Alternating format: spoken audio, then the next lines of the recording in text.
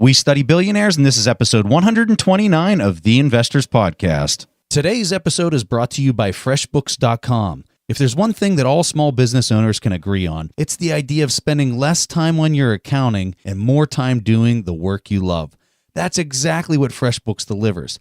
Join the 10 million other small business owners that handle their accounting by going to freshbooks.com/TIP and sign up for your free 30-day trial today. No credit card is required and you can cancel anytime. That's freshbooks.com/TIP.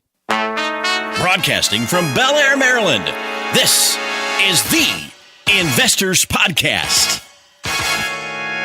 They'll read the books and summarize the lessons. They'll test the waters and tell you when it's cold. They'll give you actionable investing strategies. Your host, Preston Pish and Stig Broderson. Hey, how's everybody doing out there? This is Preston Pish, and I'm your host for The Investors Podcast. And as usual, I'm accompanied by my co-host, Stig Broderson, out in Seoul, South Korea. And today we have a book for you, and we're also going to cover some questions from the audience at the end of the show. And the name of this book is Mindset, The New Psychology of Success. And this book was recommended by billionaire Bill Gates, and he liked this book quite a bit. I thought it was good, but maybe don't share the same excitement as Bill Gates after reading it. I thought it was a good book, but it was a little repetitive for me. What's your opinion, Stig? What did you think? Yeah, I think we have the same thoughts on when a book is repetitive. And one thing I realized after reading self-development books for years now is that the author typically only has, say, 1 to 5 very different messages in the book. And it kind of seems to me like the length of the book is very often related to how many times the author repeats them. That being said, I really like the Mindset book, and it definitely made me think about how I sometimes have a very fixed mindset and the consequences. So from a personal view, I think this was a book I really needed to read right now. But I also want to say that if it wasn't a book we would discuss on the podcast, I would definitely have skipped the last few chapters. So if you guys want to pick up our copy of our executive summary that we typed up, it's 4 pages long. And it covers every chapter in the book, kind of an overview to just so you can print it off, stash it in your library next to the book if you end up reading the book. But if you sign up on our email list, we send this out to everybody that subscribes onto our email list completely for free. We do this for all of the books that we read on the show. So if you want to capture that, go to our website and you can sign up there. All right, so let's go ahead and kick this off. Chapter 1, and the name of this chapter is called The Mindsets. And what she's really talking about, and you're going to hear us say this a few times on the show because it's mentioned a few times in the book, and she talks about the difference between a growth mindset and a fixed mindset. So really, if you're going to describe a growth mindset, this is a person who doesn't care if they fail at something. It doesn't even faze them. That's the growth mindset. The person is open to trying new things. They want to learn. They're more interested in learning than they are the potential to fail and to be perceived as a failure in the eyes of people that are around them. The fixed mindset relies more on natural talent. The person who says, I'm just the greatest at whatever, or I'm really good at this. That person is going to have a much harder time accepting defeat or accepting failure. So a lot of the times they might not even try something new because they're kind of scared that the person that might be viewing them as they're trying something new would have an opinion that maybe they're not so great at it. And so they're not inclined to try new things. And so that fixed mindset is very prohibitive in the growth of this person and how they can eventually succeed and become a lot better at something. So those two mindsets are really what she's talking about through the entire book. There's not like there's anything else. There's not something that really is new. She talks about the growth versus fixed mindset, but then she provides a ton of different examples to basically illustrate how important this is to understand this key critical mindset that a person can have.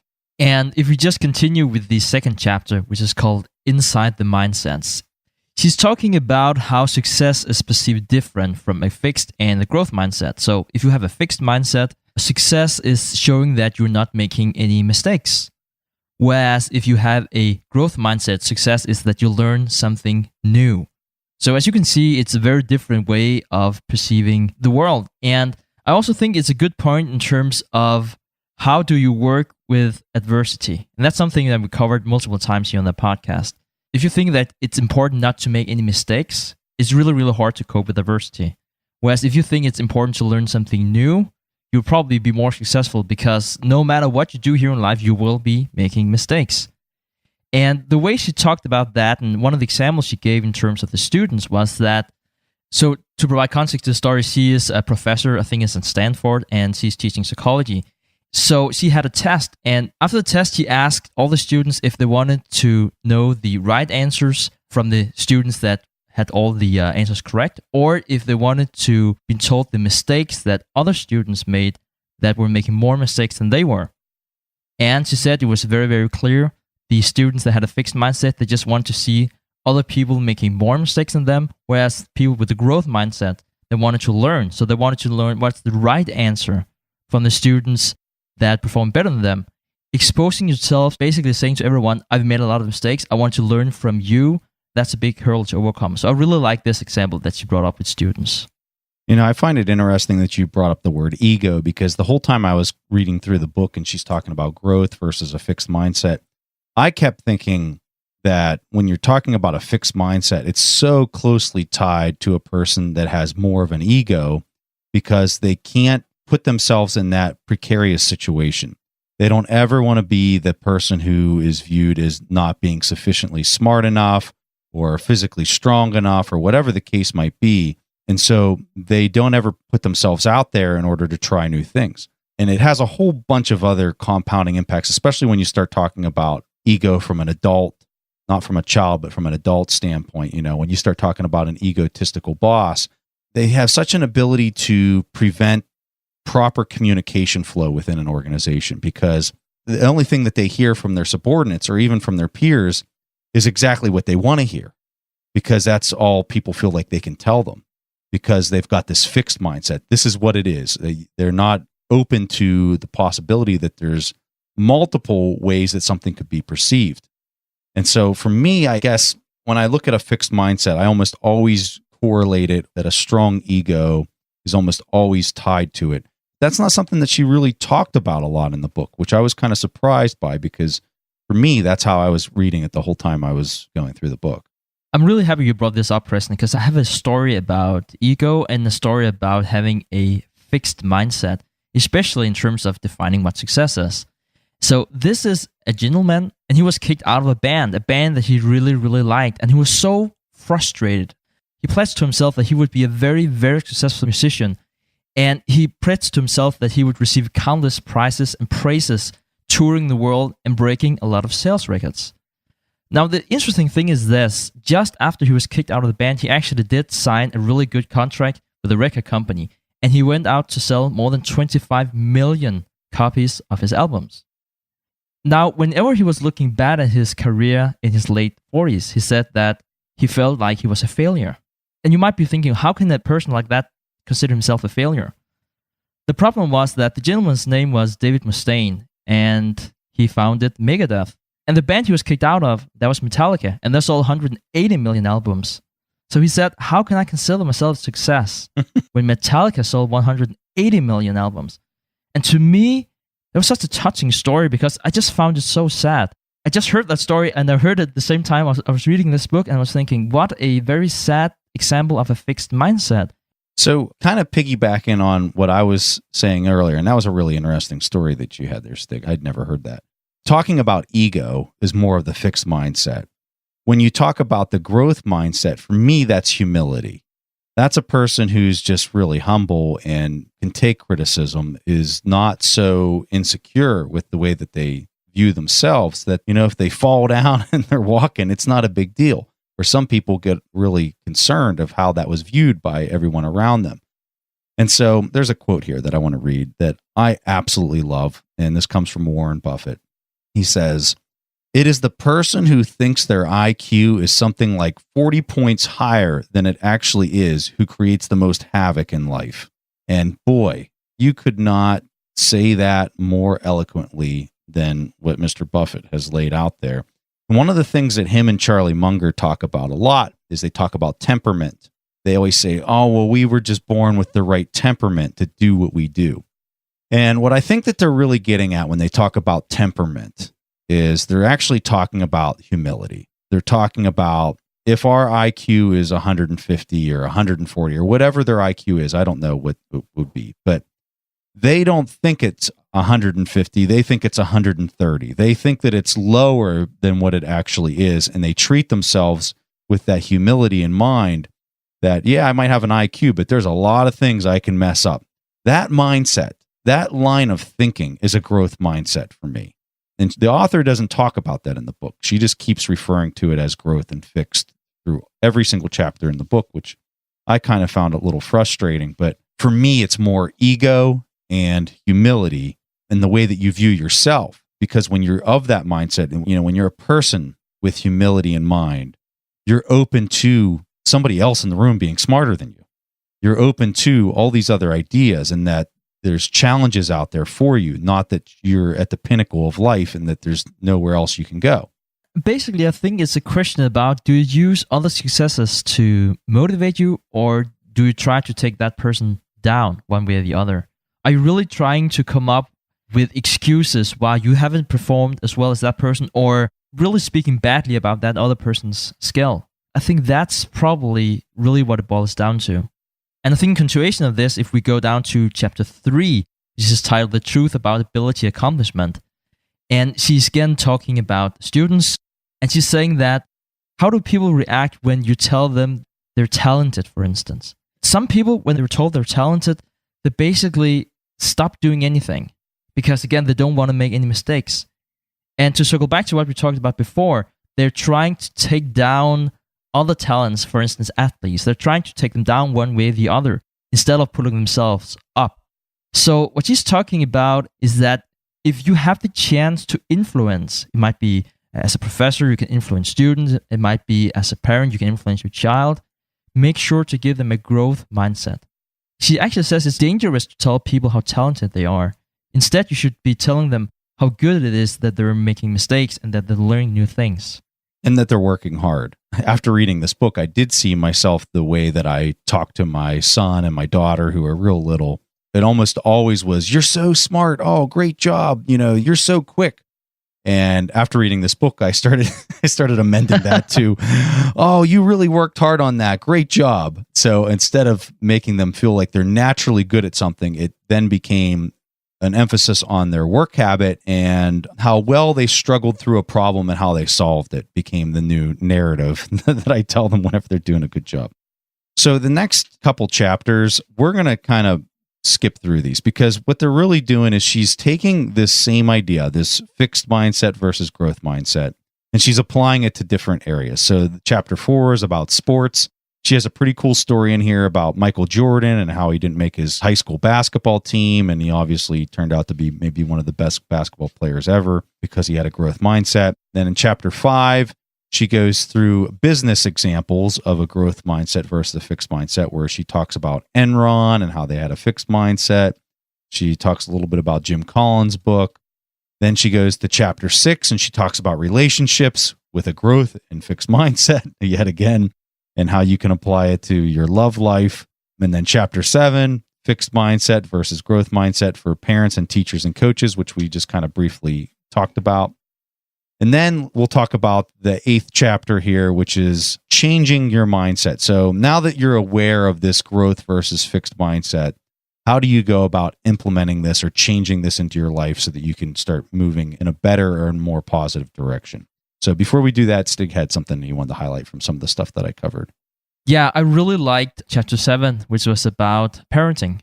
Because one of the things that I really liked was the example of the 9-year-old Elizabeth, who was on her way to her first gymnastics competition. And even though that she did a nice job, she didn't get any ribbons in any of the disciplines, which clearly made her sad. And then she would be asking, what would you do as a parent?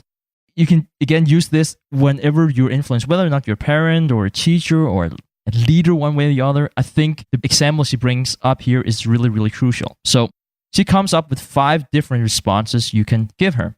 And the first thing you could tell her was that you could tell her that she was actually the best at the competition.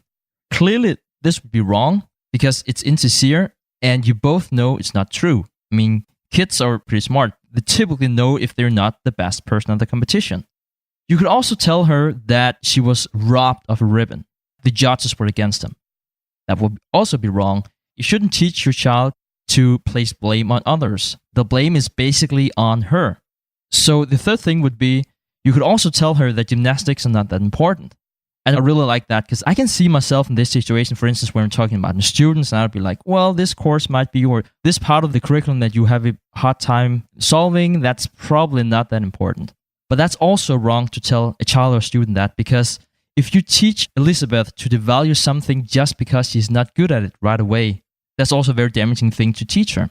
So that was the first three options, and they were no good. So the fourth option was, tell her that she has the ability and surely would win the next time. I hear this all the time from parents. They would be telling their kids, you're really good. You didn't win this time, but you will win the next. That is actually the most dangerous thing to tell a child, because you insinuate that she's a natural talent. And you're basically handing over the fixed mindset to them, because she basically doesn't have to work hard. She's just a natural talent, and she will surely win the next time. Actually, what you should tell her is that she doesn't deserve to win. And whenever I heard that the first time, I thought it was pretty, I don't know if it was offensive, because this poor 9-year-old girl, tell her that she's... You definitely don't have kids, Stig. No, I don't have kids. It seemed pretty harsh to me. But actually, what you should say as a parent is, I know you're disappointed, Elizabeth, but you have not earned it yet. Many of the other girls have been doing this for a longer time, and they worked a lot harder than you. And then you should tell her, if she really wants to be good at gymnastics, she needs to work really, really hard. But if she also thinks that gymnastics is just for fun, and she doesn't need to win, that's okay too. But she shouldn't expect to win because she's not good enough. To me, that sounded a bit harsh, but I can see you, Preston. You have kids. You had this talk many times before. Well, no, I think that what you're bringing up is a really important point, because you see this mistake made so much in America. It's crazy. But I think that the key thing is, you obviously console your child. You'd be like, it's going to be okay. You'll get through this. You did really good. You worked really hard. But then I think the key thing is, hey, if you want to win next year, we've got to work even harder if you're going to win. And I'm going to be there with you. I'm going to help you get there. I'll help you every step of the way, but we just got to work harder next year. And if that's the message, that's, I think, hitting the intent here, is that there's growth to be made. To tell the kid that they don't deserve it, you kind of do say that, but just in a more indirect manner. Okay, so in the last chapter, she's talking about this changing your mindset. So now you're aware of this growth or fixed mindset, but then how do you go about changing it? And to be honest with you, I didn't really particularly like the recommendation, which the recommendation was, you can do this. It's not easy. You have to work at it. Being aware of it is half the battle. And then you just have to, work hard to change your mindset so you're more growth inclined.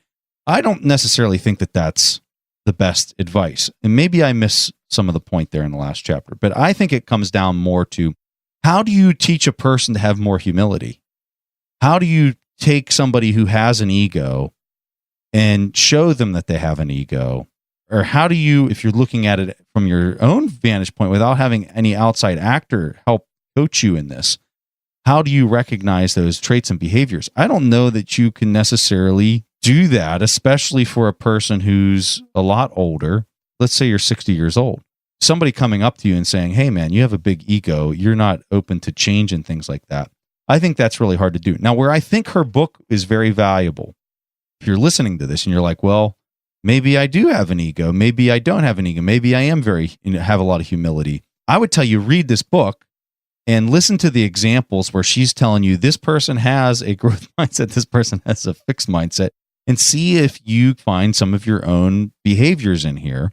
With that said, I think some people will cling to the things that they think that they're naturally good at and ignore the things that they're bad at. But I think the book can maybe help some people as they're reading through this to identify, I do have a fixed mindset. In the Gates notes, when Bill Gates was writing his overview of the book, which, by the way, we'll put into the show notes of this episode if you want to read Bill Gates' comments about this book, he talks about a couple things that he had a fixed mindset on and things that he had a growth mindset. And he said that his biggest critique and his biggest issue with this book, from Bill Gates' perspective, was that she made it almost as if it was binary.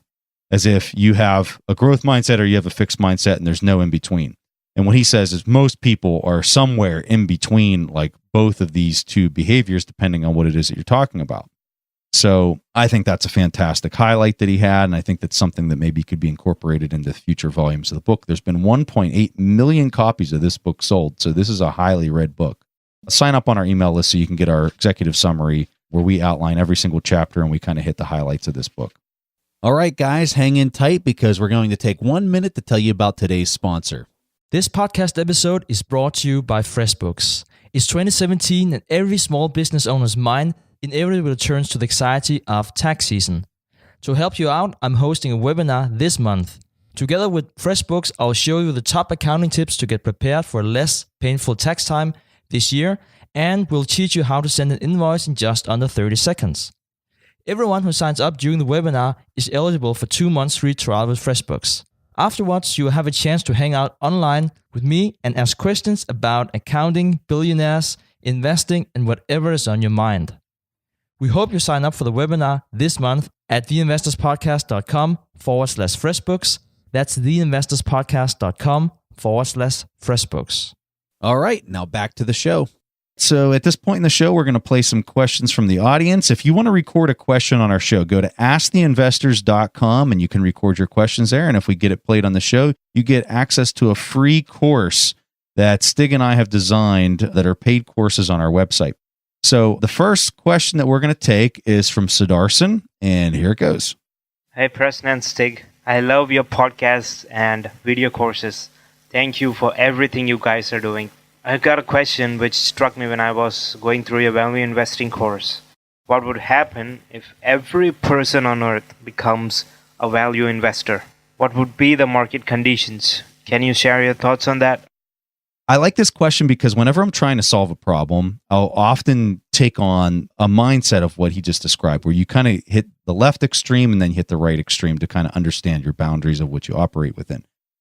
I don't know what Stig's going to say, but my personal opinion is that it would stop working. If everybody's doing value investing, it would stop working. You know, we had Wes Gray on the show, and Wes is, super insano smart. And he talked a little bit about what this question is really hinting at. And he says the reason value investing works is because there's growth investors out there. There's momentum investors out there. And if everyone was a momentum investor or a growth investor, then the value side would be lopsided. So the thing that I find really interesting here is you're hitting at exactly what Wes hit at with his research whenever he wrote his book, Quantitative Value, where he highlights both of these two different approaches. And because so many people in the market are implementing those two types of approaches, they actually afford the other side the opportunity to work. I really like this question too because it's very extreme. And I kind of like, as you're also saying, Preston, if you really understand the extreme example, very often it's also easier to understand the nuance. Because you might be thinking, so if everyone was following a value investing approach, what would happen then? Is that even relevant? Because as we know, not everyone would basically do that. But I think it's a very important question because it also highlights why is it that we have a fluctuating stock market in the first place. That's basically what it relates back to. And the reason why the stock market is priced different is because investors have different perception of what a stock is worth. So if we assume that everyone was value investors, I think you can still make money in the market because basically it would still be a question of being the best at evaluating the prices. Even when Preston and I are talking about stocks and we have a very similar opinion on a lot of stocks, we still perceive it differently. So if I would be a value investor and Preston would be a value investor, and I think we are, we would still price the stock market differently. So even in the event that everybody were looking at fundamentals, I think you would have a market that would work. And in some ways, it would work better. In some ways, it would work worse. Even if you're a really good value investor, you probably wouldn't be as profitable because you wouldn't have the same difference to the intrinsic value. But I think it would be good for the financial markets because as a value investor, you will hold on to your stocks even if there's a crash. So I think you will see a lot more stable markets. And you will see a natural tendency not to buy too much whenever the prices would be too high. So you wouldn't see the same, bubbles in the market. So again, you might say it's not that realistic, but I think these more philosophical questions about the stock market, I think it's really important to ask yourself, really to also test yourself whether or not you understand the market mechanisms. And I also want to say that the course that he refers to, that's a course that Preston created, and you can find that for free on the Investors Podcast. So we'll definitely make sure to link to that. All right, so Sudarshan, we're going to give you a free subscription to either one of our courses, the ETF course or the Intelligent Investor video course, where Stig goes chapter by chapter through the book, The Intelligent Investor, and teaches you everything that's in the book. But we're going to play one more question here, and the next question comes from Matthew. Hey guys, this is Matthew Ite from St. Louis, Missouri. Thanks for putting out the podcast. It's been a wonderful tool in helping frame my understanding of investing in the financial markets.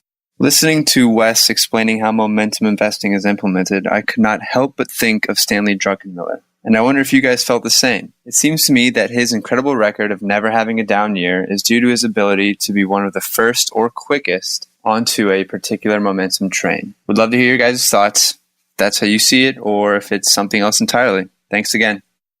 No, Matt, I mean, you hit the nail on the head. In fact, that's exactly what I thought whenever Wes was describing momentum investing. I guess I just don't know how Stanley does it, to be honest with you. I don't know how he gauges when he's in the middle of something that's got more to run. That's what I don't understand, how he's gauging that and what he's using as his metrics other than price. I mean, that's what Wes is using. But that doesn't mean that that's how Druckenmiller's doing it. But I'm with you. That's how I saw it. I'm not a momentum investor. I don't necessarily understand it enough. I don't feel comfortable enough just using price in order to make selections. So for me, I think that Soros, I think Stanley Druckenmiller, I think you could maybe even make the argument that Jim Rogers, who also worked for Soros, would be a momentum guy. But, you know, I've read some other stuff on Jim Rogers, and I think he's a hard guy to pin down what approach he's using, because some of the things that he talks about seem very value-oriented. And then other times they seem kind of momentum-oriented. It's kind of weird to pin him down. For people who's not familiar with Jim Rogers, I'd say his personal net worth is somewhere in the couple $100 million range. He worked with George Soros early on, had massive returns in the early years with Soros. This is before Druckenmiller started working for Soros. Jim Rogers went off on his own. He literally rode a motorcycle around the entire planet 2 different times. Very interesting story. There's a book on Jim Rogers called Investment Biker, just some information on him. I'm going off on a tangent, so I'm going to throw it over here to Stig. So I really like what Wes is doing and like what Druckenmiller is doing. So I think they have some similarities and also think they have some differences. So if we talk about especially what Wes is doing, and Preston already talked about it, so he would be buying into a bundle of stocks and he would be betting on them to continue performing really good in terms of price. He really doesn't look at the fundamentals. Now, if you follow an approach like that, and I definitely agree that Druckenmiller also used momentum, but you will have a lot of down years. Overall, you can empirically show that you will outperform the market significantly, at least historically, but you will have some down years. Druckenmiller's approach is different. It must be, at least he hasn't really had any down years. So that's basically what you're talking about, Matthew. I think that what he really does really well is that he have a macroeconomic driven investment style, and he uses a mix of securities both with a long and a short exposure. Basically, if you look at his portfolio throughout the years, you can see he has a very good understanding of a number of asset classes, including gold and currencies and stocks. And when he sees a mispricing, he acts on it. And perhaps one of the most famous examples of that is back in 92 when he was shorting the pound together with George Soros. And it was a single trade, and they were betting on the inherent instability of the fixed exchange rate between the British pound and the German currency. So basically, I think that's an example of where he didn't use momentum, at least not the momentum the way that West would define it. But I think it's a combination, because you also see that he's very, very often first on the trend, as you're talking about. But it's typically a specific bet. For instance, it might be on gold. It's not necessarily buying, say, 50 different stocks and then hope in aggregate that they will continue to appreciate in price. And another thing I also want to highlight, that something that Druckenmiller's been really good at is that he uses leverage to trade futures and currency whenever he's doing that. Whereas someone like Wes, there'll be more the dwarf performance of those stocks. All right, Matthew, very observant with what you saw. I can tell you that Wes's book is very profound. probably one of the most researched and well-covered books in the entire market to cover momentum investing, and not growth investing, but momentum investing. And we talk about that difference in the episode when we were talking with Wes. But the name of Wes's book is Quantitative Momentum, for anybody that's interested in reading more about what we're talking about here. So Matthew, we're going to give you your pick of the ETF course or Stig's The Intelligent Investor video course. We'll shoot you an email and you let us know which one you want to have. So for anybody else out there, if you guys want to get your question played on the show, get free access to one of our paid courses on our website, go to asktheinvestors.com and you can record your questions there. Okay, guys, that was all that Preston and I had for this week's episode of the Investors Podcast. We see each other again next week. Thanks for listening to The Investors Podcast. To listen to more shows or access to the tools discussed on the show, be sure to visit www.theinvestorspodcast.com. Submit your questions or request a guest appearance to The Investors Podcast by going to www.asktheinvestors.com. If your question is answered during the show, you will receive a free autographed copy of the Warren Buffett Accounting Book. This podcast is for entertainment purposes only. This material is copyrighted by the TIP Network and must have written approval before commercial application.